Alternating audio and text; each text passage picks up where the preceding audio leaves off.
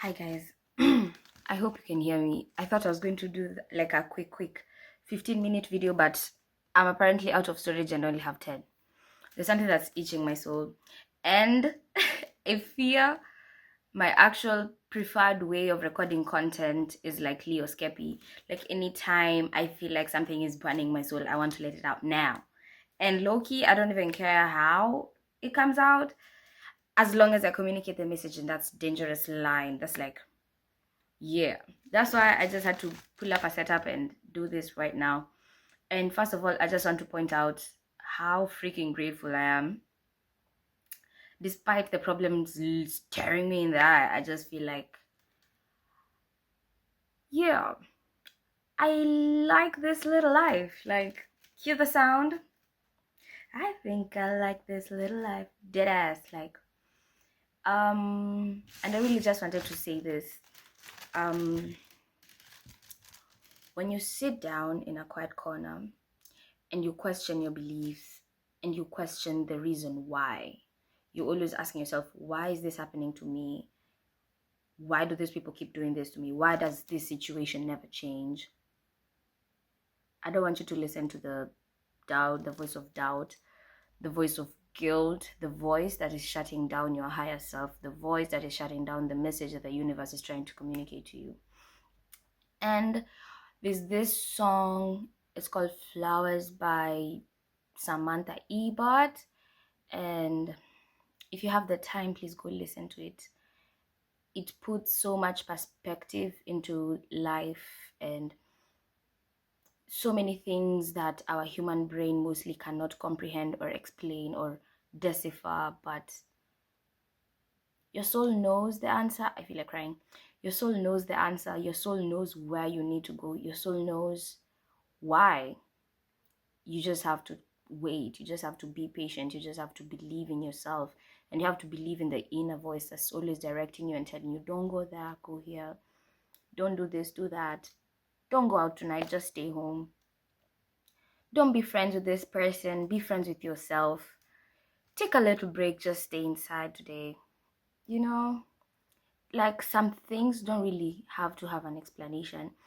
And the way the system is structured right now, the way the patriarchy works, it programs us to not listen to that voice. It programs us to have deaf ears. It programs us so that our soul is completely shut down, completely dead. You can barely hear anything from it.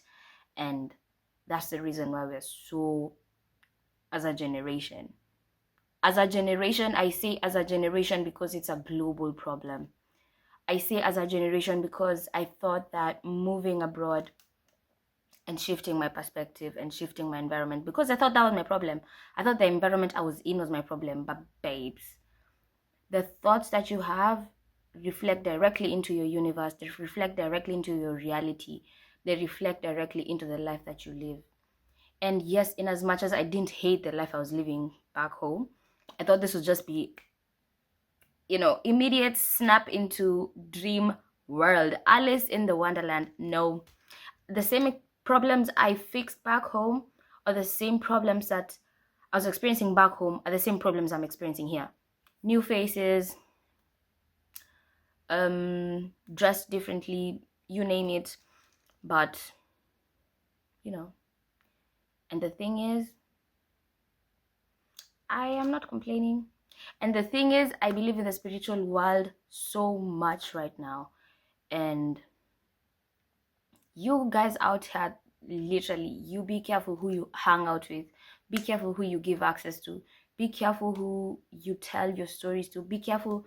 That's why even my sister always tells me, like, when something good is about to happen to me, I never say that to anyone, because I feel like the second I put it out there, I feel like I've put it in the way of harm. That's my baby. That's my brainchild.